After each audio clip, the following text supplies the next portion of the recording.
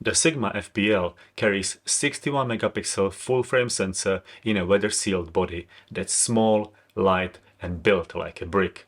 You can mount an electronic viewfinder and easily capture photographs with amazing detail and dynamic range. And it's also a lot of fun to shoot with. But it's got two major and some smaller issues holding it back from being the perfect camera. When Sigma announced this second generation of what they call the world's smallest and lightest pocketable full-frame camera, I thought this is it. The full-frame replacement for my crop sensor Leica CL is here, and I can use my great APS-C L-mount lenses and still get images with good enough resolution. And the additional viewfinder will make the Sigma FPL to work like any other camera, I thought. But as it turned out, things are not that simple.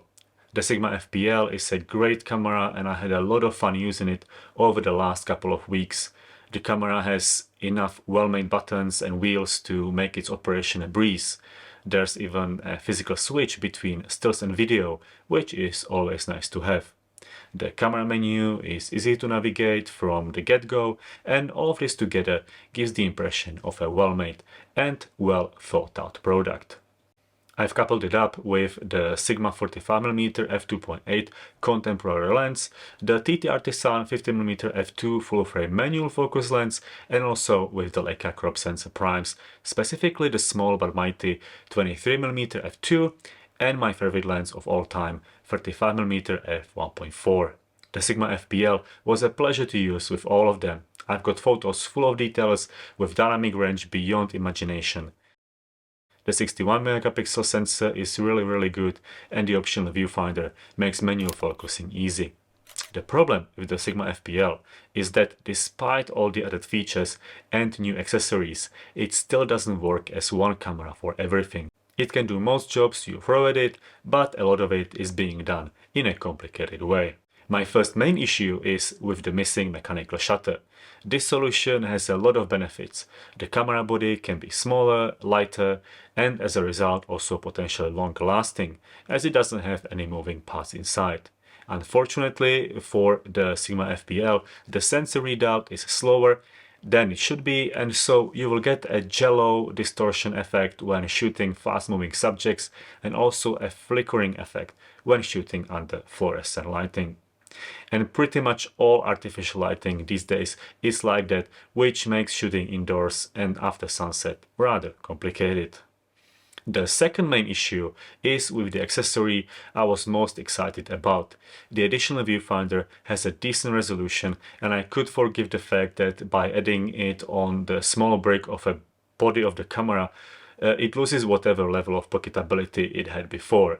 But the main problem is that the EVF has a manual switch between the image in the viewfinder and the camera LCD.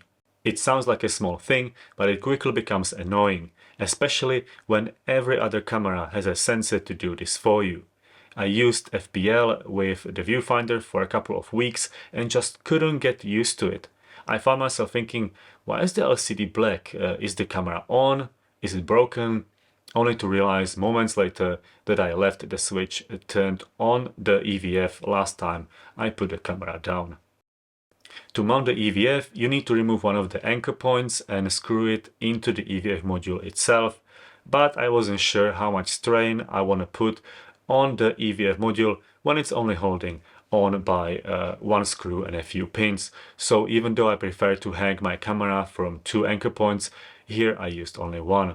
Not a big deal, but it does throw the camera off balance when carried around. Either way, it's always good to keep a flat screwdriver around so you can check that the anchor points are tight enough. All screws become loose with time. It's worth pointing out that the camera body really has the ergonomics of a brick, which I'm okay with since there is a number of aftermarket grips available to help with that. But a platform for your thumb at the back is so small I ended up constantly pressing the exposure lock button and getting confused as to why my exposure was so off balance. I ruined a number of photos this way, either by over or underexposing them, and ended up creating an annoying habit of checking the exposure lock engagement before pressing the shutter button. This also caused me to miss some nice family moments. Still, I'll be the first to admit that these are small niggles and every camera has some, but small things do add up and it's only down to your tolerance of the Sigma FPL quirkiness. For example, the fact you have to decide between having an EVF or a hot shoe, because these mount on the same left side of the camera body. Design quirks aside, the FPL is a power-hungry camera and eats batteries for breakfast. It doesn't help that they are the same batteries used in the crop sensor Leica cameras. While the battery in the Leica CL can last many hundreds of shots, the Sigma FPL battery indicator doesn't stay the same for long. And it's logical, since the same battery powers up a high megapixel full-frame sensor and a more powerful processor, which is most probably one of the reasons for the slower sensor readout speed. But battery capacity and processing power were sacrificed in order to make the camera as small as possible. And I like small cameras, and I can live with taking less pictures on one charge, but trading it for visible distortions and flickering images feels like a sacrifice I could do without. It seems to me like Sigma tried to be so different when designing this camera that they cut too many corners. It's nothing new for them, just look at the 4V sensor equipped Sigma Real and especially Quattro cameras, and it's definitely the case with the first FP. But the struggle to make the FPL a viable option for still shooters continues, despite the amazing picture quality of the 61 megapixel sensor. As you can see, I am only talking about the Sigma FPL as a stills camera. For filmmakers, especially those who are already invested in the L-mount system, the FPL can be built into an absolute filmmaking monster. For still shooters who focus on landscape or cityscape photography and want to travel light, this camera can be everything they will ever need. It's not a bad camera, quite the opposite. But a camera is not only about the quality of photos it can produce. It's also about usability, versatility and enjoyment of a good design. And I believe Sigma can do better and hope they are working on a camera with improved ergonomics, but mainly with a built-in high-resolution viewfinder and faster sensor readout, at least on par with the fantastic Nikon Z9. This, combined with the amazing pictures the current sensor can produce, would make me want to lighten up my bank account and finally have the full-frame Leica CL successor. Until then, my all-time favorite crop sensor camera will have to do the job.